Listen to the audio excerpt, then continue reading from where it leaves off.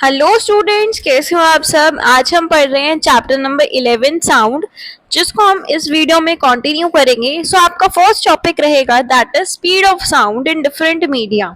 सो आज हम पढ़ेंगे कि स्पीड ऑफ साउंड क्या होती है। सभी डिफरेंट डिफरेंट अगर मीडियम्स में अगर हम देखें तो उसमें साउंड की स्पीड कैसे वेरी करती है उसके बारे में आज हम जानेंगे।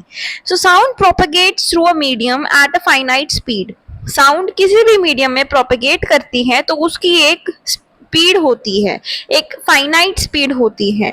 The sound of a thunder is heard a little later than the flash of light is seen. आप देखना, जब भी मौसम खराब होता है या जब भी बारिश आती है तो आपको थंडर की जो साउंड होती है वो लिटिल लेटर आपको सुनाई देती है, लेकिन जो आपको फ्लैश ऑफ लाइट है वो पहले दिखाई दे जाती है। ऐसा क्यों? So we can make out that sound travels with a speed which is much less than the speed of light। कि जो speed of sound होती है वो speed of light से बहुत कम है। So the speed of sound depends on the properties of the medium through which it is travels। मतलब कि जो स्पीड है साउंड की वो डिपेंड करती है कि आपका जो ऑब्जेक्ट है या जिस मीडियम में वो ट्रैवल कर रही है उसकी प्रॉपर्टीज कैसी हैं, उस पर वो डिपेंड करती है। You will learn about this dependence in higher classes.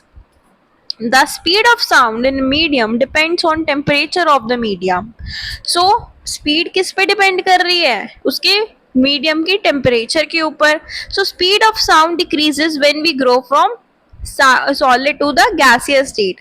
जब भी हम सॉलिड स्टेट से गैसियस स्टेट की तरफ जाते हैं तो साउंड जो होती है स्पीड की, स्पीड ऑफ साउंड वो डिक्रीज होने लग जाती है। In any medium as we increase the temperature, किसी भी मीडियम में अगर हम टेम्परेचर को इंक्रीज करेंगे तो स्पीड ऑफ साउंड इंक्रीज हो जाएगा automatically. For example the speed of sound in air is 331 metre per second at 0 degree Celsius and 344 metre per second at 22 degree Celsius. तो speed of sound at particular temperature various medium के अंदर यहाँ पे listed है table number 11.1 के अंदर। You can check it out and you need not memorize the values. आपको इसको लर्न करने की कोई भी जरूरत नहीं है, आपको इसकी टेबल प्रोवाइडेड रहेगी जब भी आपको इसका क्वेश्चन आएगा। सो speed of sound in different media at 25 degree Celsius, solids, liquid और गैसियस की इसमें बात हो रही है, तो इसमें अलग अलग दी हुई है। सो नेक्स्ट अगर हम टॉपिक पे चलते हैं, next topic is your reflection of sound. This is most important topic, so आप इसको अच्छे से समझिएगा। Sound bounces off a solid और a liquid like a rubber ball. जैसे एक रबर की बॉल होती है वो बाउंस करती रहती है, वैसे ही साउंड भी बाउंस करती रहती है। Like light, sound gets reflected at the surface of solid और liquid and follows the same laws of reflection as you have studied in earlier classes. So हमारे में क्या है, हमने पढ़ा है लाइट के जो लॉज ऑफ रिफ्लेक्शन होते हैं वही इसमें इम्प्लीमेंट होंगे साउंड में। सो साउंड के रिफ्लेक्शन में क्या होगा, सेम वही चीजें होंगी। ठीक है, सॉलिड, लिक्विड स्टेट, कोई भी स्टेट हो, the directions in which the sound is incident and is reflected make equal angles with the normal to the reflecting surface at the point of incidence and the three are in the same plane। ये हमें पता है कि जो normal होता है, incident ray होती है, रिफ्लेक्टेड रे होती है, वो एक प्लेन में लाई करते हैं। This is a part of the law of reflection. An obstacle of large size which may be polished और rough is needed for the reflection of sound waves. तो आपको एक एक्टिविटी दी हुई है, एक दो आइडेंटिकल पाइप्स लेने हैं जो कि 11.9 में दिया हुआ है। You can make the pipes using chart paper. आप उसको चार्ट पेपर से बना सकते हो। Length of the pipes should be sufficiently long as shown. Arrange करना है उनको table near a wall. Keep a clock near the open end of one of the pipes and try to hear the sound of the clock through the other pipe. Adjust the position of the pipe so that you can best here the sound of the clock. आपको उसकी clock की आवाज अच्छे से सुननी चाहिए, उस position में आपको उसको प्लेस करना है। Now measure the angles of incidence and reflection and see the relationship between the angles। उसको measure करना है, उनके angles को measure करना है। Lift the pipe on the right vertically to a small height and observe what happens। तो in a place of a clock, a mobile phone on vibrating mode may also be used। तो आप उसको ऐसे देखोगे कि एक clock है, उसकी आवाज आपको पाइप से आ रही है और यहाँ से शिफ्ट हो रही है और यहाँ आपको ईयर जो है वहां तक आपको आवाज सुन रही है. सो दिस इज योर नॉर्मल जो बीच में बन रहा है. सो आपको ये एंगल मेजर करना है और ये वाला एंगल मेजर करना है. This is your angle of incidence and this is your angle of reflection या एंगल ऑफ इमर्जेंस. तो आर आप यहाँ पे लिख सकते हो.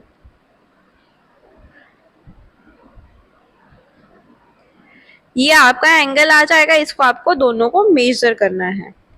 ठीक है, नेक्स्ट चलते हैं. हमारा टॉपिक है दैट इज इको. क्या टॉपिक है? Eco. If we shout or clap near a suitable reflecting object, जैसे कि टॉल बिल्डिंग या माउंटेन में आप जाते हो तो आपने शाउट करा है या क्लैप किया है तो आप सुनते हो कि जो आपकी आवाज है वो बैक आ रही है आपके पास. तो क्या होता है? We will hear the same sound again a little later. So this is echo या एको आप बोल सकते हो. This sound which we hear is called an echo. The sensation of sound persist in our brain for about 0.1 seconds. And to hear a distinct echo, the time interval between the original sound और reflected one उसका at least उसका जो time period होगा that is 0.1 second. अगर हम उसकी speed ले speed of sound that is to be 344 meter per second at a given temperature, so that is 22 degrees Celsius in air. So sound must go to the obstacle and reach back the ear of the listener on reflection after 0.1 seconds. Hence, the total distance covered by the sound from the point of generation to the reflecting surface and back should be at least इतना उसको temperature और इतना उसको time period लगाने के बाद इतना उसको डिस्टेंस कवर करना है. So thus for hearing distinct echoes, the minimum distance of the obstacle from the source of sound must be half of this distance. मतलब उसका जो distance होना चाहिए वो half उसके distance से होना चाहिए. That is 17.2 meter. ठीक है, ये जो आपका ये डिस्टेंस आया है that is half of its the original distance. So this distance will change with temperature of air. वो टेम्परेचर के साथ साथ चेंज होता रहता है. Echoes may be heard more than once due to successive और मल्टीपल रिफ्लेक्शंस. वो हमें ज़्यादा भी सुनाई दे सकते हैं. सक्सेसिव और मल्टीपल अगर हम रिफ्लेक्शंस होंगी तो हमें ज़्यादा सुनाई देंगी. Rolling of thunder is due to the successive reflections of the sound from a number of reflecting surfaces जैसे कि क्लाउड्स एंड द लैंड. अब हमारा नेक्स्ट टॉपिक है दैट इज रेवर्बरेशन. अब साउंड क्रिएट हो रही है बिग होल के अंदर will persist by repeated reflections from the walls until it is reduced to a value where it is no longer audible. मतलब आप एक हॉल में हो, मान लो, इमेजिन कर लो, बाद में क्या हुआ, आपने साउंड प्रोड्यूस करी, आपने कुछ बोला, उस हॉल के अंदर खड़े हुए आपने एक लाइन बोली. वो लाइन जब तक आप उस होल के अंदर हो और तब तक वो इधर उधर रिफ्लेक्टेड करती रहेगी और टच करती रहेगी होल के वॉल्स को जब तक आपको वो सुनाई नहीं देती, जब तक वो खत्म नहीं हो जाती. तो रिपीटेड रिफ्लेक्शंस के बाद जो रिजल्ट आता है उसकी परसिस्टेंस ऑफ साउंड के अंदर, उसी को हम बोलते हैं रेवर्बरेशन. क्या बोलते हैं? रेवर्बरेशन. इन एन ऑडिटोरियम और big hall excessive reverberation is highly undesirable. So उस रेवर्बरेशन को रिड्यूस करने के लिए रूफ और वॉल्स ऑफ ऑडिटोरियम को जनरली हम कवर्ड बनाते हैं विद साउंड एब्जॉर्बेंट मटेरियल जैसे कि compressed fibre board, rough plaster या ड्रेपरीज से हम उसको कवर करके रखते हैं.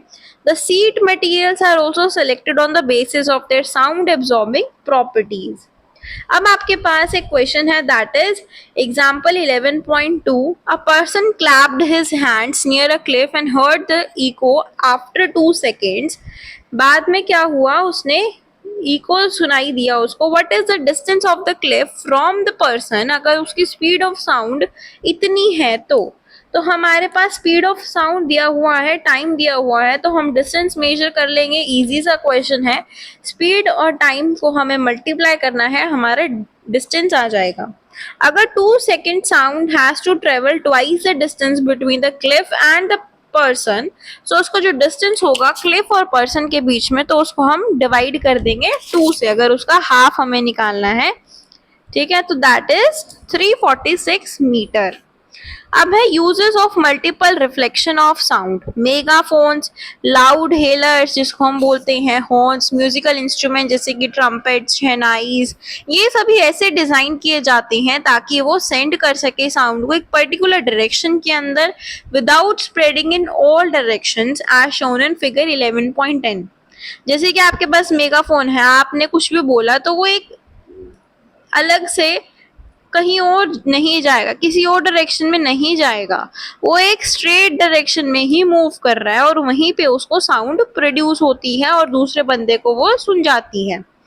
नेक्स्ट है मेगाफोन एंड हॉर्न। अब हॉर्न आप बजाते हो तो क्या होगा, हॉर्न में भी यही होता है, सामने जो ये एरोज बने हुए हैं वहीं तक उसकी आवाज जाती है, जिसकी वजह से जो वॉइस है वो इधर उधर नहीं जाती।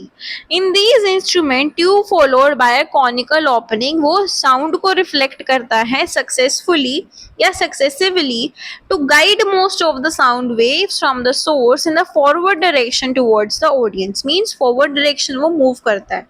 नेक्स्ट है स्टेथोस्कोप। एक मेडिकल इंस्ट्रूमेंट होता है जिसके अंदर हम सुनते हैं जो साउंड्स जो प्रोड्यूस होती हैं हमारी बॉडी के अंदर, मेनली इन द हार्ट और lungs. Stethoscopes, the sound of the patient's heartbeat reaches the doctor ear by multiple reflection of sound, जैसे कि फिगर 11.11 में हमें दिख रहा है, इसमें स्टेथोस्कोप यूज कर रहा है डॉक्टर। जब भी आप डॉक्टर के पास जाते हो तो स्टेथोस्कोप होता है डॉक्टर के पास और वो आपकी हार्ट बीट को चेक करता है। सो वो कौन सा इंस्ट्रूमेंट होता है, स्टेथोस्कोप होता है। Generally ceilings of concert halls, conference halls और सिनेमा हॉल्स वो कर्व्ड बनाते हैं ताकि जो साउंड है रिफ्लेक्शन होने के बाद सभी कॉर्नर्स ऑफ हॉल के पास पहुंचे, तभी सारे जो स्टूडेंट्स हैं वहां पे बैठे हुए उनको अच्छे से आवाज आए। Sometimes a curved sound board may be placed behind the stage ताकि जो साउंड है रिफ्लेक्शन के बाद स्प्रेड हो जाए evenly across the width of the hall. जैसे कि यहाँ पे साउंड बॉक्स बनाया हुआ है और उसको इवनली ऐसे कर्व्ड बना दिया जिसकी वजह से जब भी रिफ्लेक्शन होगी तो वो सभी स्टूडेंट्स के ईयर्स तक आसानी से पहुंच जाए। Curved ceiling of a conference hall.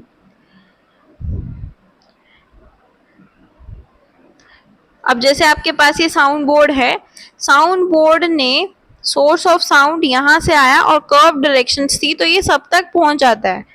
ये इसका मेजर जो आपके पास डायग्राम है वो आपको इसमें बताया हुआ है। अब है range of hearing. The Audible range of sound for human beings वो एक्सटेंड करती है 20 हर्ट्ज से 20,000 हर्ट्ज तक। चिल्ड्रन जो छोटे बच्चे होते हैं 5 अंडर द एज ऑफ 5 और कुछ एनिमल जैसे डॉग्स वो हियर कर सकते हैं 25 किलो हर्ट्ज तक। As people grow older their ears become less sensitive to high frequencies. तो साउंड्स ऑफ फ्रीक्वेंसीज जो 20 हर्ट्ज से कम होती हैं उनको हम इंफ्रासोनिक साउंड या इंफ्रासाउंड कहते हैं। अगर if we could hear infrasounds we could hear the vibrations of a pendulum just as we hear the vibrations of the wings of the bee. Rhinoceros communicate करता है इंफ्रासाउंड फ्रीक्वेंसी को लेते हुए as low as 5 hertz. तो whales, elephants produce sound in the infrasound range. तो ये observe किया गया कि कुछ एनिमल्स हैं वो डिस्टर्ब हो जाते हैं before earthquakes. Earthquakes low frequency infrasounds produce करते हैं before the main shock wave begin which possibly alert the animals. Frequencies जो कि 20 किलो हर्ट्ज से ज़्यादा होती हैं उन्हें हम अल्ट्रासोनिक साउंड या अल्ट्रासाउंड से रिप्रेजेंट करते हैं। अब अल्ट्रासाउंड वो साउंड्स हैं जो प्रोड्यूस हुई हैं एनिमल से, जैसे कि dolphin, bats, porpoises, moth of certain families वो भी सेंसिटिव होते हैं हियरिंग इक्विपमेंट्स के लिए।